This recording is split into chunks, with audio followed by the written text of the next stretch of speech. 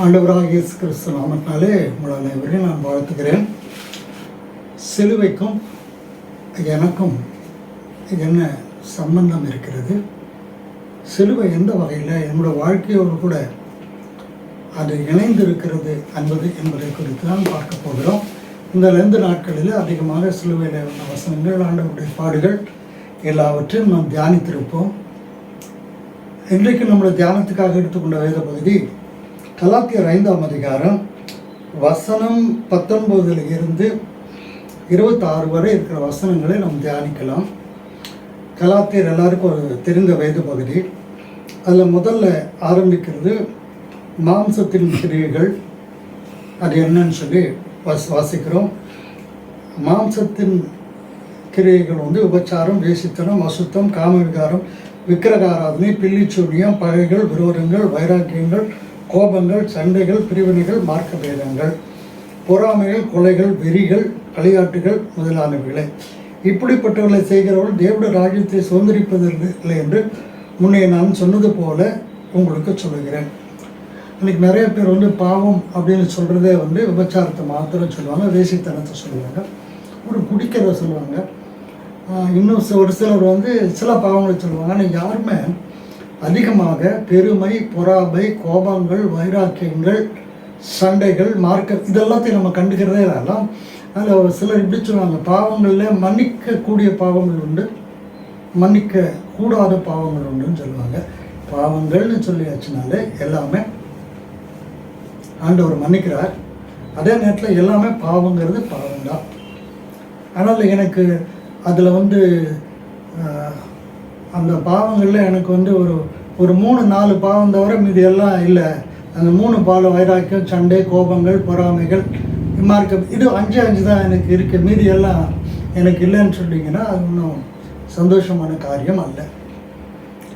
அதே மாதிரி வரும்பொழுது கீழே வரும்பொழுது அப்படின்னு சொல்கிற ஆவியின் கனியோ நமக்கு தெரியும். அன்பு, சந்தோஷம், சமாதானம், நீடிய பொறுமை, தயவு, நற்குணம், விசுவாசம், சாந்தம், இச்சையடக்கம், இப்படிப்பட்டவைகளுக்கு விரோதமான பிரமாணங்கள் ஒன்றுமில்லை. ஸோ இந்த 9 அது ஆக்சுவலி பார்த்தா ஆவியின் நிறைய விளக்கம் சொல்கிறேன். ஆவியின் கனிகளோ கிடையாது.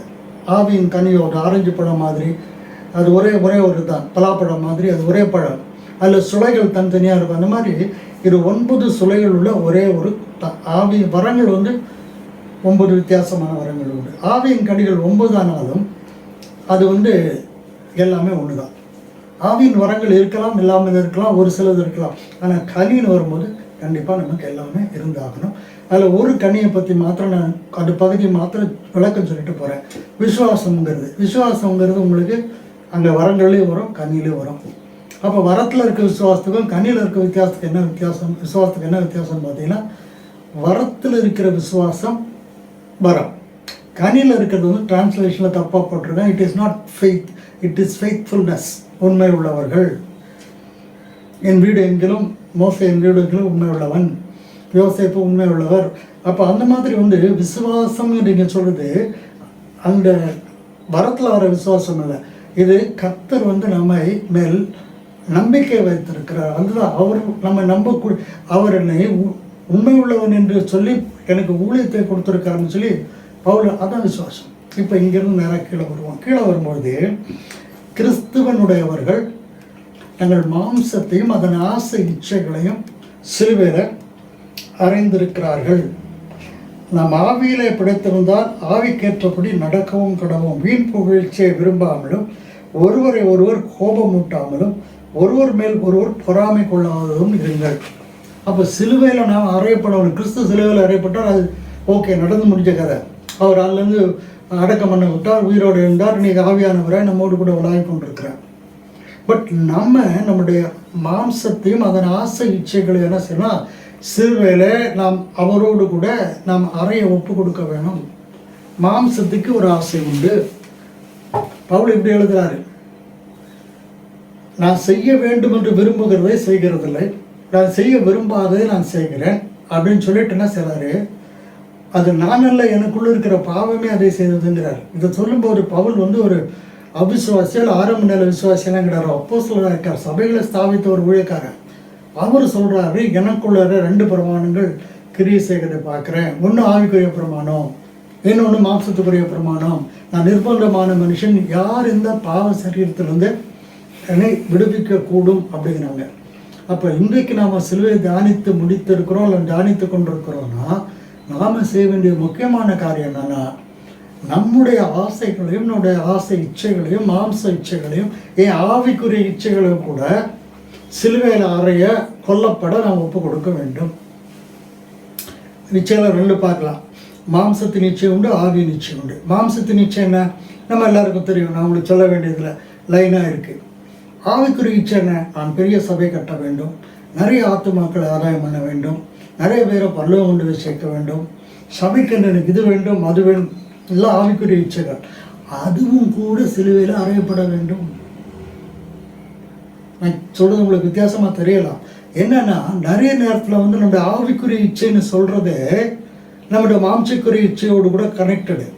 பெரிய ஆலயத்தை கட்ட வேண்டும், அதில் என்னுடைய பேர் பலகையில் என் பேர் வர வேண்டும், நிறைய ஆத்மாக்களை நான் சம்பாதிக்க வேண்டும், அதனால் எனக்கு காணிக்க தசமாவும் அதிகமாக வரணும், இல்லை பரலோகத்தில் என் பலன் அங்கே நான் அப்படி இருக்கணும் அப்படின்னா, அந்த ஆவிக்குரிய இச்சையும் கூட சரியில்லாத இச்சைன்னு நான் நினைக்கிறேன். நிறைய பேர் பரலோகத்துக்குள்ளே போகணும், முக்கியமாக நான் கண்டிப்பாக பரலோகத்துக்குள்ளே போக வேணும்னு நம்ம வாஞ்சிக்கிறது கரெக்டு. அப்போ இந்த இச்சைகள், விருப்பங்கள், ஆசைகள் எல்லாவற்றையும் நம்ம என்ன செய்யணும் நல்லா இருக்கும்னா, நம்ம சிலுவையில் அறைந்து கொண்டே இருக்க வேண்டும். இது இப்படி அறையணும், கெத்செமனே ஜெபத்தை நம்ம பண்ணி கொண்டே இருக்க வேணும். நமக்கு ஒரு விருப்பம் இருக்கலாம், அது ஆவிக்குரிய இச்சையாக இருக்கலாம், மாம்சத்துக்குரிய இச்சையாக இருக்கலாம். அது எதுவாக இருந்தாலும் நான் ஜெபம் பண்ணிட்டு, ஆண்டவரே இதை நான் விரும்புகிறேன், ஆனால் இது என்னோட வாழ்க்கையில் கிடைப்பது உமக்கு சித்தமானால் தாரும். அப்படி ஜெபிக்க கற்று அவர் சொன்னார், ஆண்டவரே இந்த சிலுவைக்கு போகிறது உங்களோட சித்தம்னு எனக்கு தெரியுது, ஆனால் மாம்சத்தில் இருக்கேன், என்னால் பயமாக இருக்குது, பலகீனமாக இருக்குது, கஷ்டமாக இருக்குது, அதை செய்ய நான் ஓகே தான், ஆனால் இது என்ன விட்டு நீங்கள் உமக்கு சித்தமான நடக்கட்டும், இல்லாட்டா நான் சிலுவைக்கு போகிறேன் அப்படிங்கிறாரு. அதே மாதிரி தான் நீங்களும் நானும், பவுல் கூட ஏறக்குறைய அப்படி தான் சொல்கிறாரு.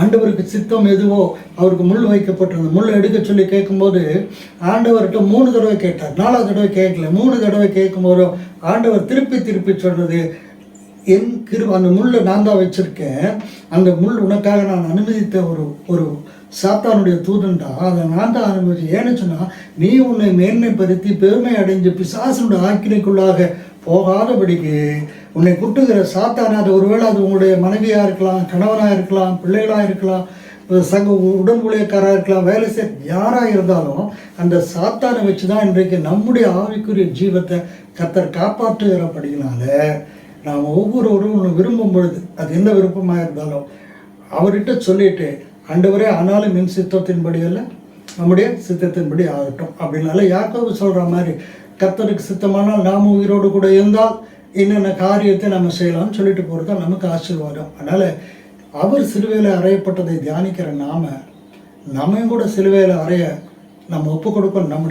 நம்மையும் நம்முடைய மாம்சத்தையும் அதனுடைய சிந்தைகளையும் நாம் என்ன செய்யணும், சிலுவையில் அறைய ஒப்பு கொடுக்கும். ஜெபம் பண்ணிட்டு சொல்லணும், ஆண்டவரே இது நடந்தால் ஸ்தோத்திரம், நடக்காவிட்டால் அல்லேலூயா ஸ்தோத்திரம்னு சொல்லி சித்தத்துக்கு ஒப்பு கொடுப்போம். கர்த்தர் உங்களை ஆசீர்வதிப்பாராக. ஆமென்.